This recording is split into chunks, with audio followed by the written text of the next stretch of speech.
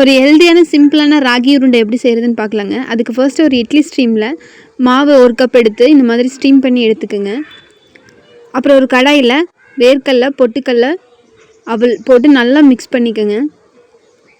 நல்லா dry roast ஆகிற வரைக்கும் மிக்ஸ் பண்ணிவிட்டு இந்த கன்சிஸ்டன்சி வந்ததுக்கப்புறம் ஒரு மிக்சிங் பவுலில் போட்டு பவுட்ரு பண்ணி எடுத்துக்கோங்க.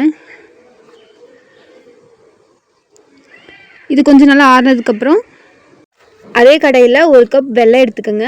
1/2 டம்ளர் தண்ணி ஊற்றி நல்லா இந்த மாதிரி பாகு கன்சிஸ்டன்சி வர மாதிரி நல்லா மிக்ஸ் பண்ணி எடுத்துக்கலாம்.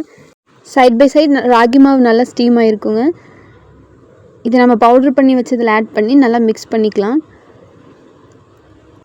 மிக்ஸ் பண்ணதுக்கப்புறம் ரெடி பண்ணி வச்ச பாகை உள்ள ஆட் பண்ணி நல்லா கட்டி இல்லாமல் மிக்ஸ் பண்ணி எடுத்துக்கலாம்.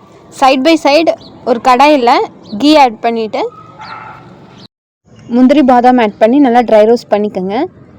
இதை அந்த மிக்சரோடு சேர்த்து நல்லா மிக்ஸ் பண்ணிக்கலாம். இது மாதிரி கை வச்சு கட்டி இல்லாமல் பிணைஞ்சு எடுத்துக்கோங்க. கையில் பிடிச்சா இந்த மாதிரி கன்சிஸ்டன்சி வரணும். இது மாதிரி குட்டி குட்டி பாலாக ரவுண்ட் பண்ணி ஸ்டோர் பண்ணிக்கோங்க. இது மாதிரி மோர் இன்ட்ரெஸ்டிங் வீடியோவுக்கு தேவி சமையலை சப்ஸ்கிரைப் பண்ணிக்கோங்க.